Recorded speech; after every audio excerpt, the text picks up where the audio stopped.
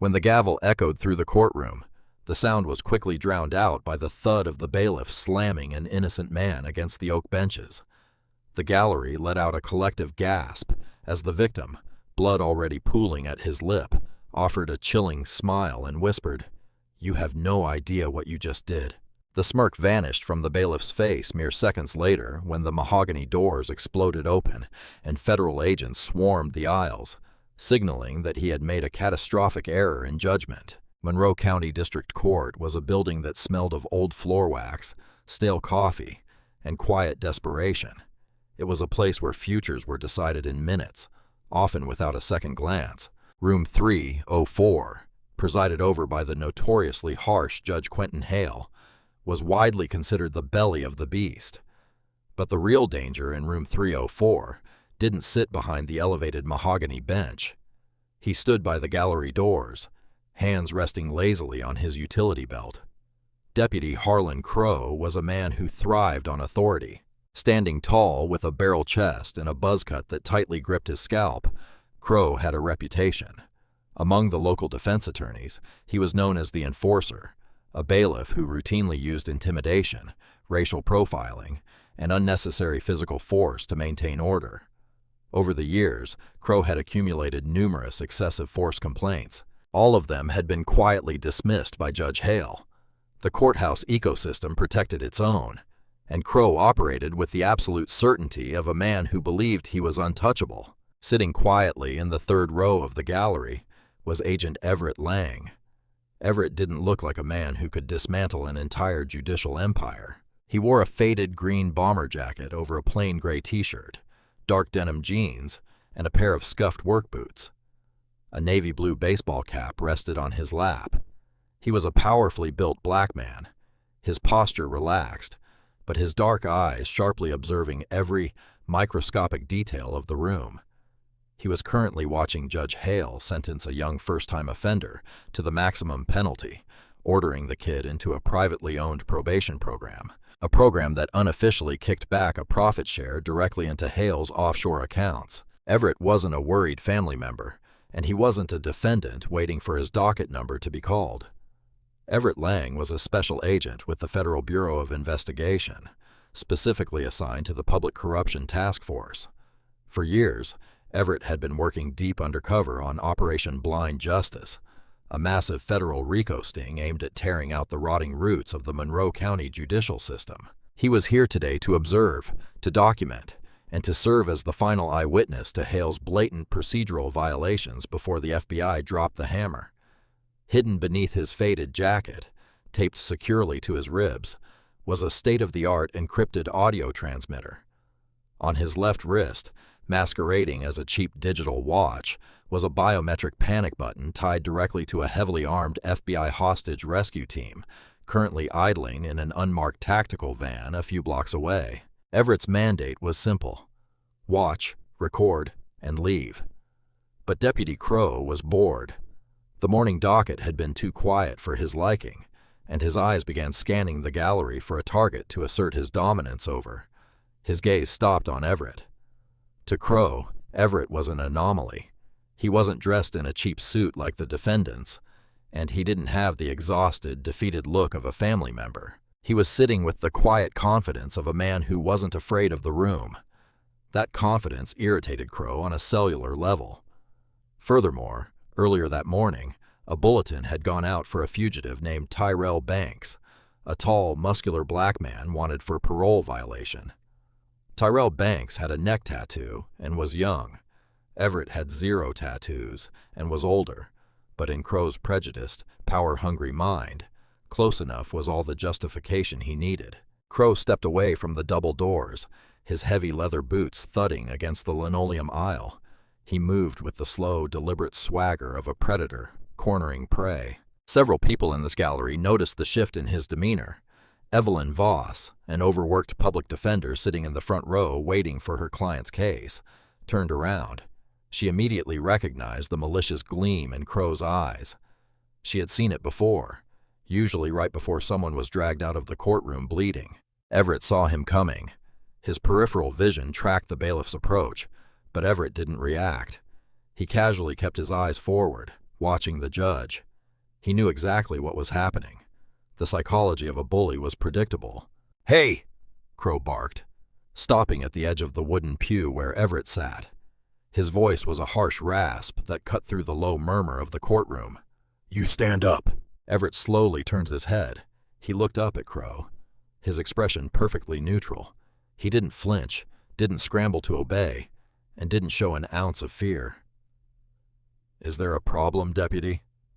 Everett asked, his voice low, calm, and resonant. "I said stand up, boy," Crow sneered, resting his right hand ominously close to his taser. "You don't ask questions. You do what you're told in my courtroom." Up on the bench, Judge Hale glanced over his reading glasses. He saw his bailiff harassing a spectator. Instead of intervening, the judge simply took a sip of his water, adjusted his robes, and went back to writing his notes. It was silent permission. Everett calculated his options in a fraction of a second. If he showed his federal badge now, he would blow a multi-million-dollar, multi-year federal investigation just to save his own pride.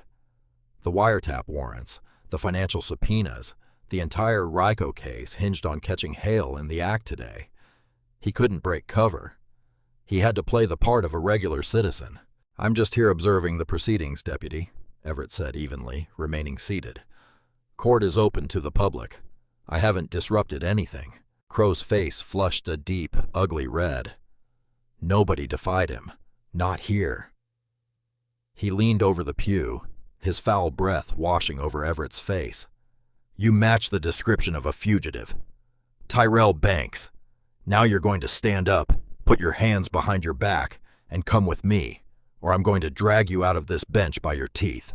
"My name is not Tyrell Banks," Everett replied, his voice remaining terrifyingly steady. "I have my ID and my wallet in my back pocket. If you'd like to see it, I can slowly reach back and hand it to you." "You reach for anything and you're getting tased," Crow snapped, his ego entirely blinding his judgment. The bailiff didn't want an ID. He didn't want the truth. He wanted compliance. He wanted to break the confident posture of the man sitting in front of him. The tension in room 304 suddenly skyrocketed. Evelyn Voss stood up from the defense table. "Deputy Crow, he's not doing anything wrong," she interjected, her voice echoing nervously. "Shut your mouth, Voss, or I'll hold you in contempt," Crow roared, snapping his head toward the lawyer before turning his furious gaze back to Everett. Everett realized the situation had passed the point of de-escalation. The bailiff was looking for a fight, and he was going to manufacture one regardless of what Everett did. Everett took a slow, deep breath. He let his right hand slide off his thigh, his fingers brushing against the cold steel face of his digital watch. He pressed his thumb against the side button. Click. The silent alarm was triggered. A few blocks away, a team of highly trained federal agents just got the green light. But until they arrived, Everett was entirely on his own in the lion's den. "Last warning," Crow hissed, unfastening the leather strap over his taser. "Get up." Knowing that a deployment of the taser could potentially fry the delicate transmission wire taped to his ribs, Everett decided to comply with the physical order, but strictly on his own terms. He didn't rush. He moved with deliberate, unhurried grace, pushing himself up to his full height. When he stood, Everett was exactly eye level with the bailiff. The proximity seemed to rattle Crow slightly. He was used to people shrinking away from him. Everett didn't shrink. He stood like a pillar of granite. "I'm standing, Deputy," Everett said. "Now I'm going to turn around and we can walk out into the corridor to clear up this misunderstanding." "You don't dictate the terms to me," Crow exploded. Without warning, the bailiff lunged. He reached out with both hands, grabbing the collar of Everett's bomber jacket, intending to violently yank him forward over the wooden partition of the pew. In a standard situation, Everett's muscle memory would have taken over. As a former Navy SEAL and current FBI defensive tactics instructor, he could have broken Crow's grip, swept his legs, and had the deputy unconscious on the linoleum in seconds. But Everett's mind was anchored entirely on the mission. He could not assault a uniformed officer, even a corrupt one, in an open courtroom while deep undercover. He had to be the absolute indisputable victim. Everett offered zero resistance to the pull. He allowed himself to be yanked forward, stumbling out of the pew and into the center aisle. The gallery erupted into gasps. "Stop resisting!" Crow yelled. It was the classic rehearsed battle cry of a dirty cop manufacturing a narrative for the cameras and the witnesses. Everett held his hands up, palms open and empty, visible to everyone in the room. "I am not resisting," Everett said loudly, ensuring his voice carried to the back of the room and directly into his hidden microphone. "My hands are up." Judge Hale finally banged his gavel, though not to stop the assault. "Bailiff, clear this disruption from my courtroom immediately," the judge bellowed, providing official judicial cover for the violence. Encouraged by the judge's command, Crow grabbed Everett by the back of the neck, his heavy fingers digging into the agent's skin, and violently shoved him toward the heavy oak doors leading to the holding corridor. Everett maintained his balance, stumbling forward, but keeping his feet firmly planted beneath him to avoid falling face first. Evelyn Voss pulled out her smartphone and hit record. "Judge Hale, he's not resisting. You're letting him be assaulted," she cried out. "Bailiff, confiscate that phone. One more word, Miss Voss, and you'll spend the weekend in a cell," Hale shouted, his face purple with outrage. Crow ignored the lawyer. He was completely fixated on Everett. He shoved the undercover agent through the swinging wooden doors, out of the public view of the courtroom, and into the dimly lit concrete-walled holding corridor. This was Crow's sanctuary. There were no cameras back here. This was where the deputy taught his lessons.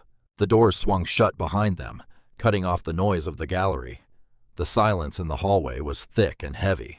Crow slammed Everett chest first against the concrete wall. The impact rattled Everett's teeth, but he immediately positioned his forearms against the wall to absorb the brunt of the force, protecting the wire on his chest. "You think you're tough, huh?" Crow panted, driving his forearm into the back of Everett's neck, pressing his face against the rough cinder blocks. "You think because you got a little muscle, you can stare me down in my house?" "I told you," Everett said calmly, his voice slightly muffled against the wall but remarkably unstrained. "You have the wrong man. Check my wallet." "I don't give a damn about your wallet, Tyrell," Crow growled, pulling his taser from its holster. He pressed the hard plastic muzzle directly against Everett's lower spine. "I'm going to light you up, and then I'm going to write a report saying you swung on me. And you know who's going to believe you? Nobody. Because Judge Hale has my back." Everett smiled against the concrete. It was a cold, razor-sharp smile. Crow had just confessed to falsifying police reports and colluding with the presiding judge directly into a live FBI-monitored recording device. The final puzzle piece of the RICO case had just elegantly snapped into place. "Deputy," Everett said, turning his head slightly so his right eye locked onto Crow's face, "you're making a catastrophic mistake." Crow laughed, a cruel, guttural sound. "The only mistake here is your mother having you. Now put your hands behind your back before I fry your nervous system." Everett slowly lowered his arms and placed his hands behind his back. He felt the cold steel of the handcuffs bite into his wrists as Crow ratcheted them down painfully tight, cutting off the circulation. "There we go. Nice and compliant," Crow mocked, jerking Everett around by the chain of the cuffs so they were face to face. Crow raised his fist, preparing to deliver a brutal, unprovoked punch to Everett's stomach. Everett didn't flinch. He just stared into Crow's eyes. "3," Everett whispered. Crow paused, his fist hovering in the air. "What did you say?" "2." A low, rhythmic vibration began to hum through the heavy concrete floor. It was a sound Crow had never heard before in his courthouse. It sounded like a stampede. "1," Everett finished, the blood from a small cut on his lip catching the dim fluorescent light. "Hold on tight, deputy." Before Crow could process what the countdown meant, the solid steel security door at the far end of the holding corridor violently buckled. Boom! The sound of the breaching ram was like a bomb going off in the enclosed space. The reinforced hinges shattered, and the heavy metal door flew off its frame, crashing onto the linoleum floor in a cloud of dust and pulverized drywall. Through the smoke and debris, shadows moved with terrifying synchronized precision. They weren't local cops. They were men clad in heavy olive-drab tactical gear, Kevlar vests, and ballistic helmets. The yellow block letters emblazoned across their chests read, FBI, FBI, nobody move. Drop your weapons, drop your weapons. The deafening roar of a dozen highly trained federal agents flooded the narrow hallway. Red laser sights cut through the dusty air, painting Deputy Crow's chest, forehead, and shoulders. Crow froze, his heart slamming against his ribs like a trapped bird. The taser slipped from his trembling fingers, clattering onto the floor. The color entirely drained from his face, leaving him a sickening shade of gray. He slowly raised his hands, completely, utterly paralyzed by the sudden overwhelming show of lethal force. From the center of the tactical formation, Special Agent in Charge Richard Hayes stepped forward. Hayes was a veteran agent, a man whose piercing blue eyes had stared down cartel bosses and corrupt politicians alike. He holstered his sidearm and walked briskly down the corridor toward Crow and Everett. At the exact same moment, chaos erupted out in the main courtroom. Through the swinging oak doors, Crow could hear the distinct sound of more federal agents storming room 304. FBI! Everyone remain in your seats! Keep your hands where we can see them! A voice boomed over a bullhorn in the gallery. Up on the bench, Judge Quentin Hale dropped his pen. His jaw went slack as 6 heavily armed agents bypassed the wooden partition and surrounded his bench. Quentin Hale, step away from the bench and keep your hands visible, an agent commanded. What is the meaning of this? Hale sputtered, trying to summon his usual tyrannical authority, though his voice cracked pathetically. I am a sitting judge. You have no jurisdiction. Federal warrant, Your Honor, the agent interrupted, slapping a thick stack of stapled papers directly onto the judge's mahogany desk. Racketeering, wire fraud, conspiracy to commit extortion, and deprivation of civil rights under color of law. Turn around and put your hands behind your back. Back in the holding corridor, Special Agent Hayes stopped in front of Crow. He didn't even look at the bailiff right away. He looked at Everett. You good, Lang? Hayes asked, casually, his tone shifting from tactical commander to a coworker, checking in on a friend. Everett let out a long breath, rolling his shoulders as much as the handcuffs would allow. I'm good, Rich, though I think my wrists are going to bruise. He likes them tight. Crow's eyes darted between the FBI commander and the man he had just assaulted.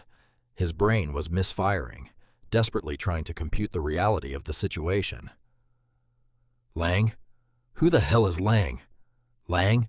Crow stammered, his voice reduced to a pathetic squeak. His name is Tyrell Banks. He's a fugitive. Everett turned to look at the bailiff. The facade of the quiet, submissive observer was gone. He stood up completely straight, radiating the absolute authority of his true rank. Everett Lang, Supervisory Special Agent, Federal Bureau of Investigation, Everett said, his voice echoing cleanly in the hallway. And you, Deputy Crow, are under arrest. Hayes reached into his tactical vest and pulled out a key. He stepped behind Everett and smoothly unlocked the handcuffs. The heavy steel bracelets fell to the floor. Everett rubbed his wrists, stepping away from the wall. Arrest, Crow gasped, taking a step back until his shoulders hit the concrete. For what? For an investigative stop? You can't do this. I have qualified immunity. I'm an officer of the court.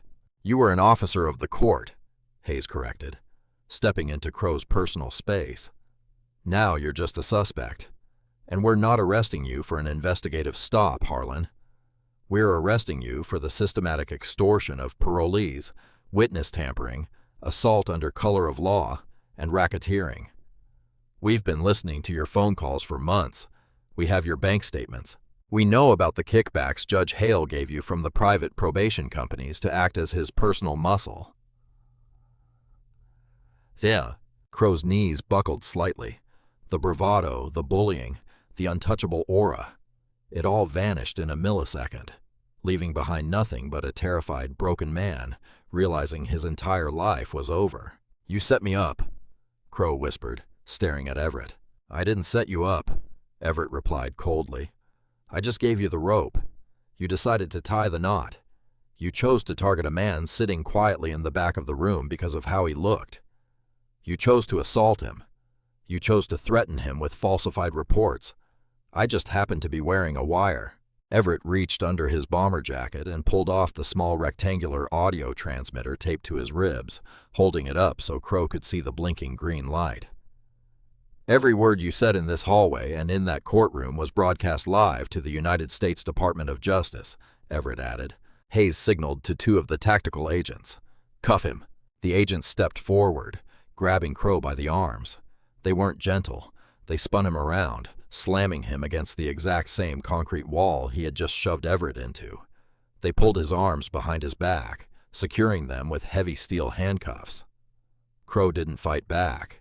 He didn't say a word. He just stared blankly at the floor, breathing heavily as the Miranda rights were read into his ear. Everett pushed open the swinging oak doors and walked back into the main courtroom. The scene was chaotic, but perfectly controlled. FBI agents were securing the perimeter, collecting computers and corralling courthouse staff. In the front row, Evelyn Voss was still standing, her phone tightly gripped in her hands, her eyes wide with absolute shock. She looked at Everett, recognizing the man who had just been dragged out in handcuffs, now walking freely alongside heavily armed federal agents. Everett caught her eye, gave her a polite nod, and gently tapped the side of his nose. Up on the bench, Judge Hale was in handcuffs, being escorted down the steps by two agents. The judge looked completely deflated, his luxurious black robe suddenly looking like a tragic costume. As they led Hale down the center aisle, he locked eyes with Everett. This is a witch hunt, Hale hissed, trying to salvage a shred of dignity. You have no idea who you are dealing with. Everett stopped, blocking the aisle. He looked down at the disgraced judge, the man who had ruined countless lives for profit. I know exactly who I'm dealing with, Quentin, Everett said softly. Inmate number 84729. Have a safe trip to federal lockup. The agents marched the judge out the main doors right past the gallery of stunned spectators who were just beginning to realize they had witnessed the spectacular decapitation of the most corrupt courthouse in the state. Everett adjusted his jacket, walked over to the defense table and picked up his navy blue baseball cap. The sting was over. The takedown was complete. But the fallout from Operation Blind Justice was only just beginning. In the aftermath, the Monroe County Courthouse looked less like a hall of justice and more like a war zone. Dozens of marked and unmarked federal vehicles formed an impenetrable steel barricade around the building's perimeter. Yellow FBI crime scene tape fluttered in the afternoon breeze, stretched across the grand marble columns of the courthouse steps.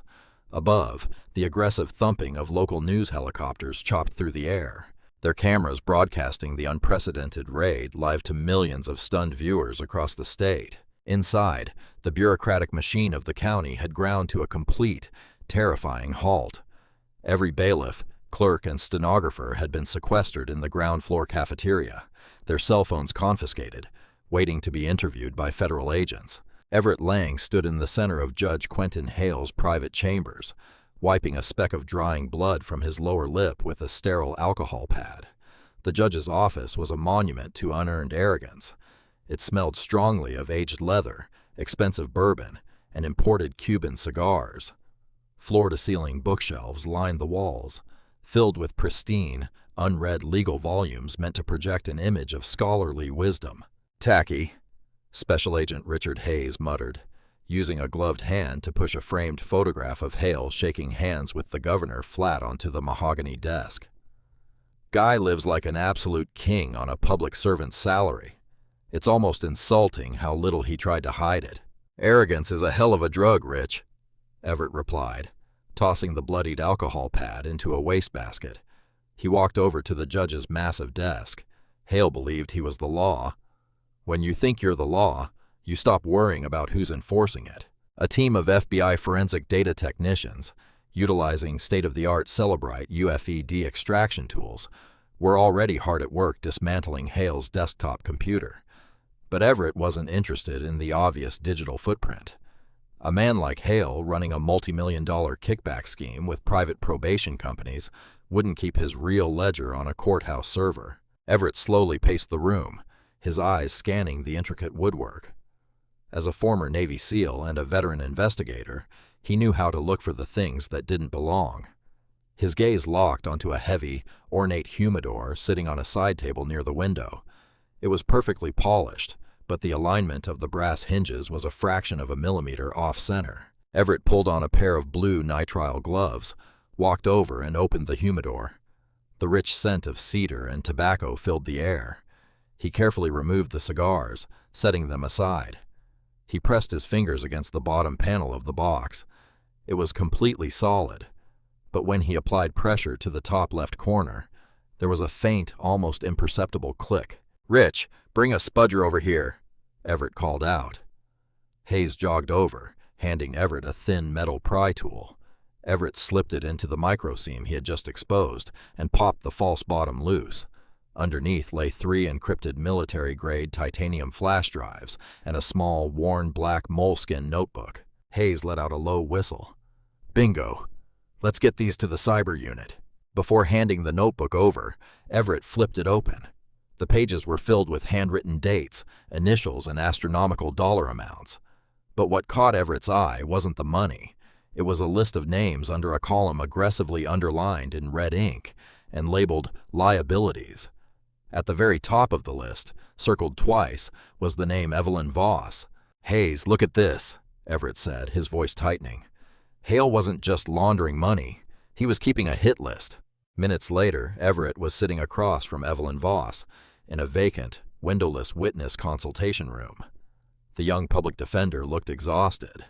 Her hands shook slightly as she clutched a paper cup of lukewarm water. She was still processing the fact that the man who had nearly been beaten to death in front of her was actually a federal agent. "Ms. Voss," Everett started, his tone gentle but serious. "I need to ask you a few questions about your caseload in Judge Hale's court." Evelyn looked up, her eyes wide.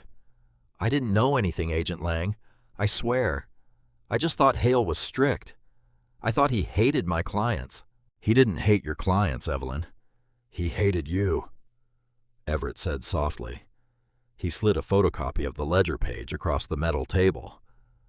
"You've been practicing in Monroe County for years.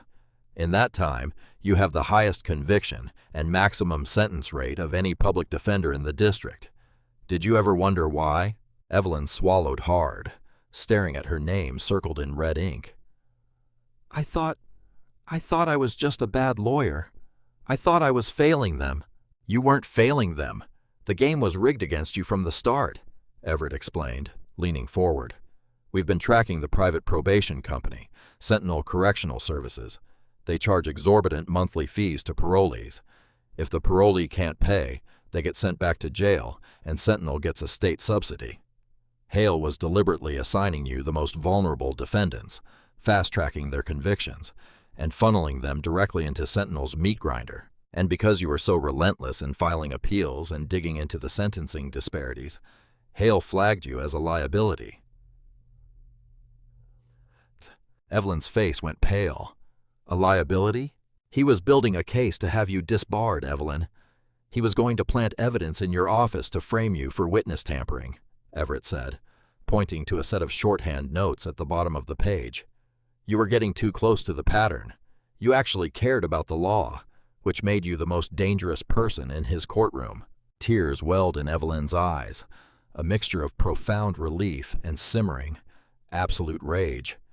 The years of self-doubt, the sleepless nights crying over clients she thought she had let down. It had all been a manufactured nightmare orchestrated by a monster in a black robe. "What do you need me to do?" Evelyn asked, her voice dropping the tremor and replacing it with pure steel. Everett smiled slightly.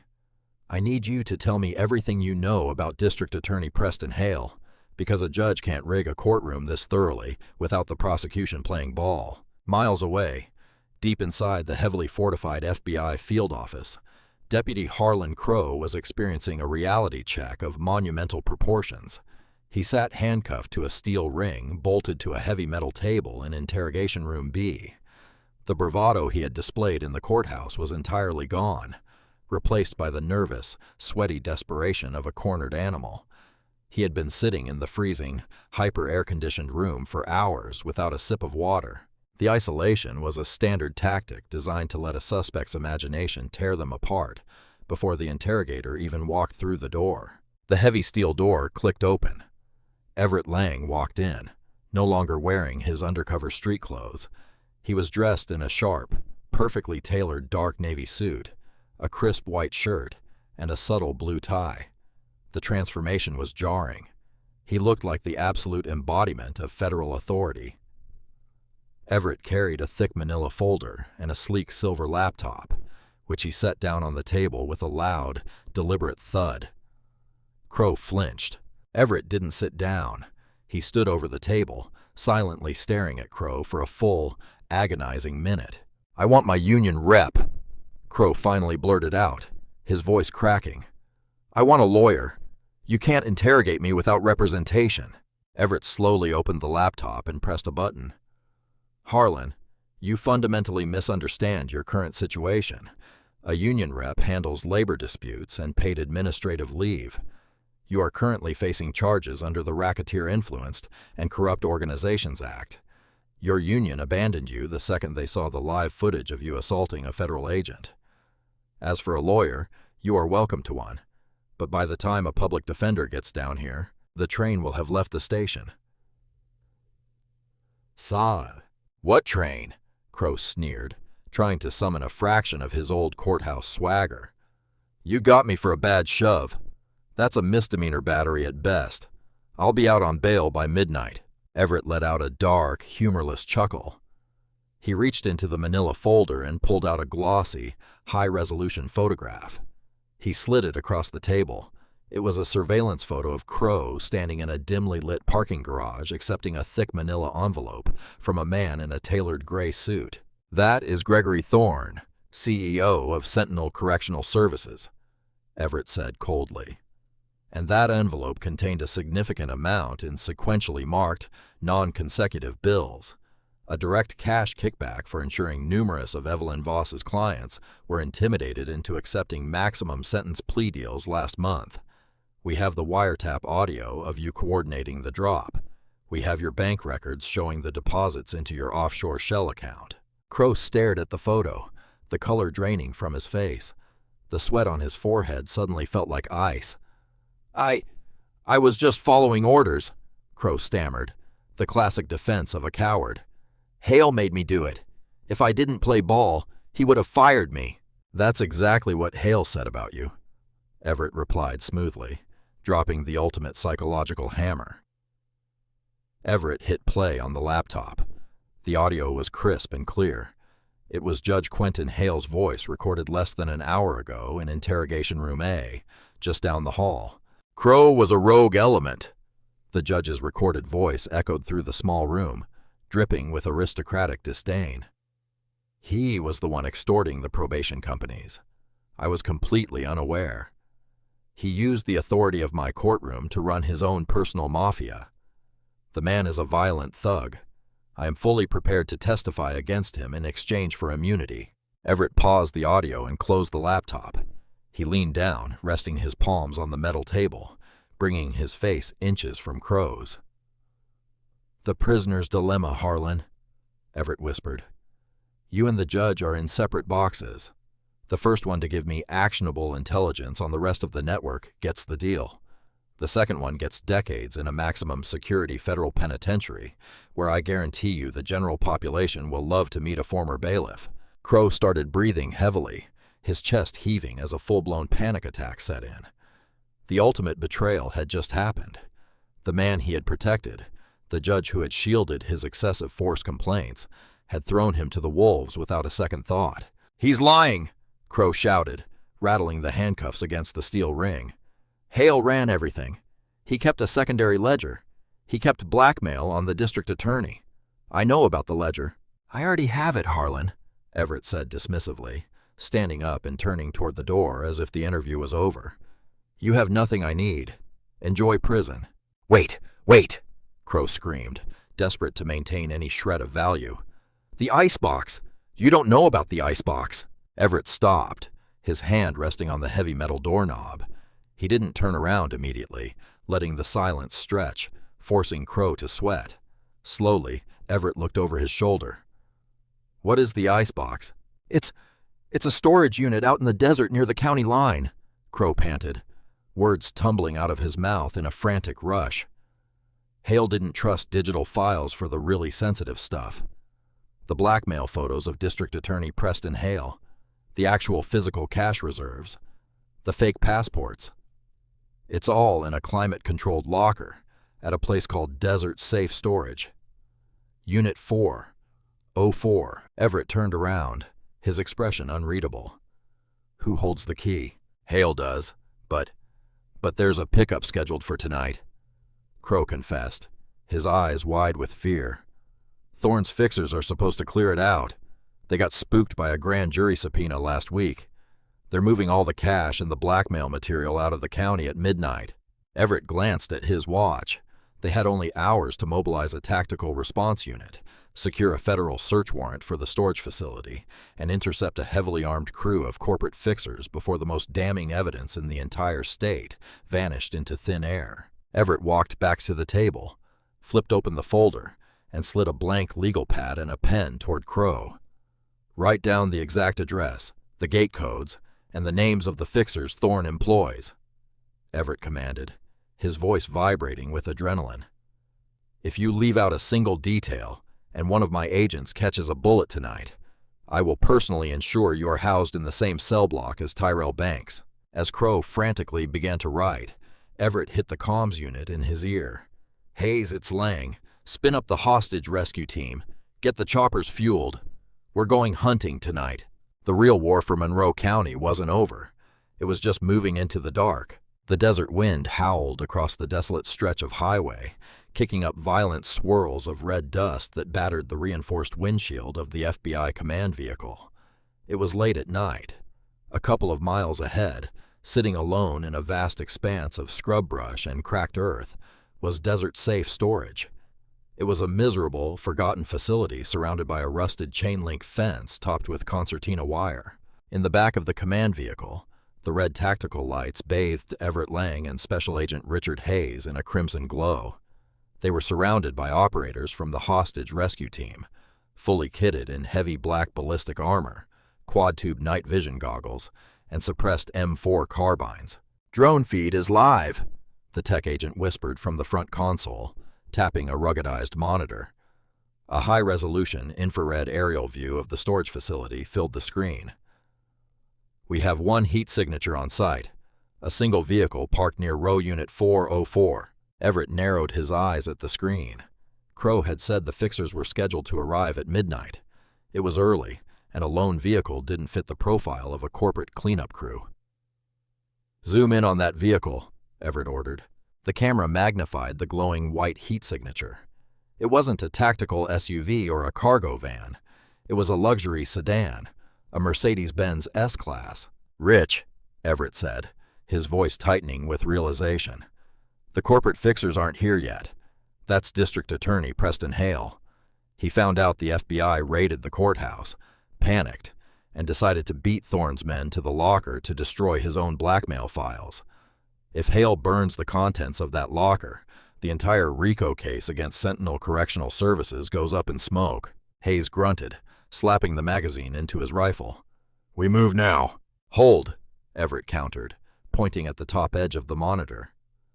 Two large, rapidly moving heat signatures were tearing down the access road with their headlights blacked out. Thorne's cleanup crew just arrived. They're running on night vision.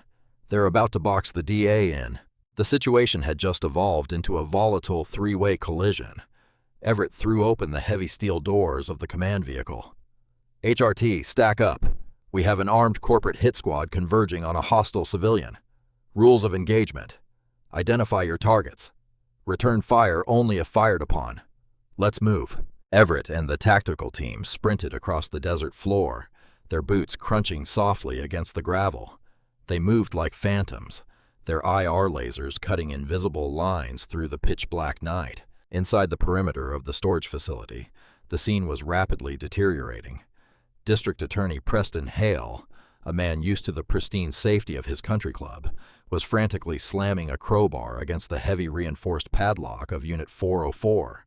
He was sweating profusely through his expensive designer suit, his breath coming in ragged, panicked gasps. Suddenly, the screech of heavy tires echoed through the metal corridors. Two matte black Chevrolet Suburbans skidded to a halt at the end of row D. blocking the only exit. 4 men piled out. They weren't wearing masks. They were dressed in dark, tactical clothing, armed with short-barreled shotguns and heavy assault rifles. These were Gregory Thorne's problem solvers, led by a ruthless ex-mercenary named Garrett. "Step away from the locker, Mr. Hale," Garrett called out, his voice echoing off the corrugated steel walls. He casually racked the pump of his shotgun. The metallic clack-clack sounded like a death sentence. Hale dropped the crowbar, spinning around with his hands thrown in the air. "Garrett, wait. I'm just getting my files. You can have the money. You can have all of it." "Mr. Thorne sends his regards, William," Garrett said coldly, raising the shotgun to his shoulder. "He felt you were becoming a liability. Nothing personal, just a corporate restructuring." Garrett's finger tightened on the trigger. Bang! But the gunshot didn't come from Garrett. It came from the darkness behind him. A flashbang grenade detonated in the center of the alleyway, with a blinding flash and an ear-shattering concussive boom.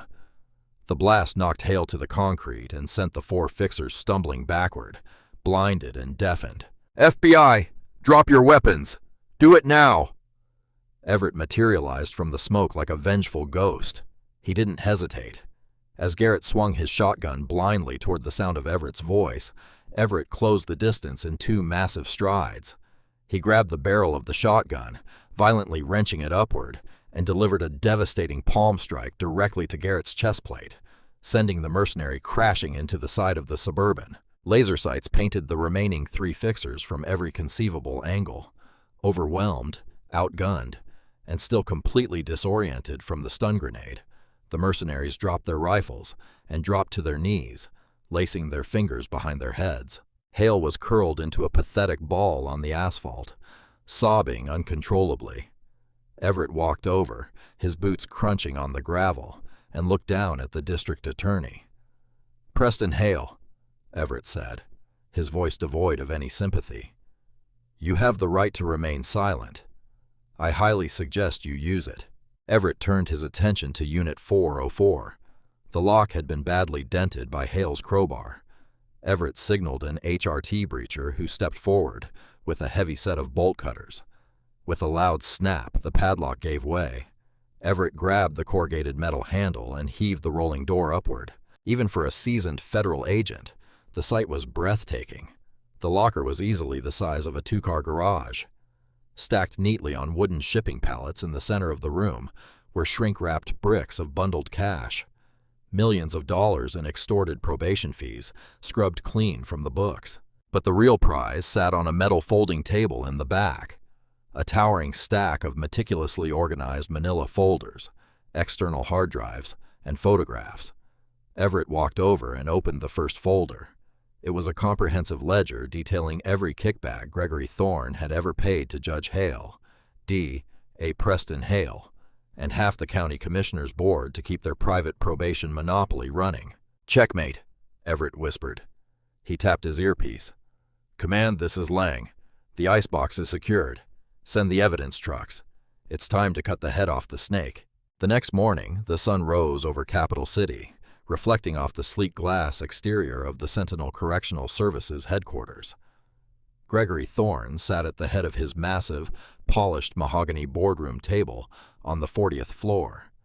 He was a man who looked exactly like the corporate monster he was, silver hair perfectly coiffed, wearing a bespoke suit that cost more than most of his probationers made in a year. He was currently screaming at his frantic legal team on speakerphone. "What do you mean you can't reach Garrett?" Thorne bellowed, hurling a crystal heavy-bottomed whiskey glass against the wall where it shattered into 1,000 pieces. "I pay you people millions of dollars in retainers. Find out what happened at the storage facility." Before the lead counsel could answer, the heavy double doors of the boardroom swung open. They weren't opened by a secretary. They were pushed open by Everett Lang. Everett strode into the room flanked by Special Agent Hayes and 4 other heavily armed federal agents. Today, Everett looked nothing like the man who'd been assaulted in room 304, and nothing like the tactical operator from the desert. He wore a razor-sharp charcoal suit, his federal badge clipped prominently to his belt, projecting the absolute terrifying authority of the United States government. "Gregory Thorne," Everett announced, his voice ringing with absolute finality. Thorne stood up, his face flushing with arrogant rage. "Who the hell are you? You have no right to barge into my private offices. Security!" "Security is currently handcuffed in the lobby," Everett replied smoothly, walking the length of the massive table. He unbuttoned his suit jacket and casually tossed a thick, heavy manila folder directly onto the polished wood in front of Thorne. "I'm Supervisory Special Agent Everett Lang, and I'm here to inform you of a massive corporate restructuring." Thorne looked down at the folder, then back up at Everett, trying to mask his sudden sharp spike of terror. "I am the CEO of a multi-billion-dollar state contractor. If this is about that mess with Judge Hale, you're wasting your time. My legal insulation is airtight. I have layers of plausible deniability." "Plausible deniability only works when your co-conspirators keep their mouths shut, Greg," Everett countered, resting his hands on the table and leaning in close. "Hale gave up your bagman Crow. Crow gave up the icebox. And Preston Hale, the DA, was so terrified of your hit squad last night that he signed a lengthy sworn confession the moment we put him in an interrogation room. We have the ledgers, we have the hard drives, we have the physical cash, and we have Garrett, who is currently flipping on you to avoid the most severe penalties for attempting to murder a district attorney." Thorne's arrogant facade completely shattered. He collapsed back into his plush leather chair, the color draining from his face until he looked like a corpse. His mouth opened, but no words came out. The realization that his empire had been entirely dismantled overnight paralyzed him. "You built a fortune on the backs of desperate, vulnerable people," Everett said, his voice dropping to a dangerously low register. "You turned the justice system into a meat grinder for profit. That ends today." Hayes stepped forward with a pair of heavy steel handcuffs. "Gregory Thorne, you are under arrest for conspiracy to commit murder, racketeering, wire fraud, and the bribery of public officials. Stand up and turn around." As the cold steel clicked around the billionaire's wrists, Everett turned and walked out of the boardroom. The raid was fully underway. Agents were carrying boxes of hard drives and files out of the executive suite. The heart of the corruption had been ripped out. In the weeks that followed, the landscape of Monroe County had fundamentally changed. The federal indictments fell like a rain of fire. Judge Quentin Hale, D.A., Preston Hale, Deputy Harlan Crow, and Gregory Thorne were all denied bail, locked in federal solitary confinement, awaiting trials that would surely result in lengthy sentences. The private probation contracts with Sentinel were immediately voided by the governor, and thousands of predatory convictions were overturned. Everett Lang stood across the street from the Monroe County Courthouse, holding a cup of steaming black coffee. The yellow FBI tape was finally gone, but the building felt different, lighter somehow. The heavy glass doors pushed open, and Evelyn Voss walked out. She wasn't carrying her usual battered, overflowing briefcase. She carried a single, neat leather portfolio. She spotted Everett across the street and walked over, a genuine, unburdened smile lighting up her face for the first time in years. "Agent Lang," Evelyn said warmly. "Ms. Voss, or should I say Interim District Attorney Voss," Everett replied with a grin, tipping his coffee cup to her. The governor had appointed her to clean up Preston Hale's mess, recognizing her as the only honest lawyer in the building. "It's going to take years to fix the damage they did," Evelyn said, looking back at the courthouse. "But for the first time when I walk into that building, I actually believe in what we're doing." "That's all it takes, Evelyn. One person who refuses to look the other way," Everett said. He checked his watch. "I have a flight to catch. Another county, another corrupted judge. The work never stops."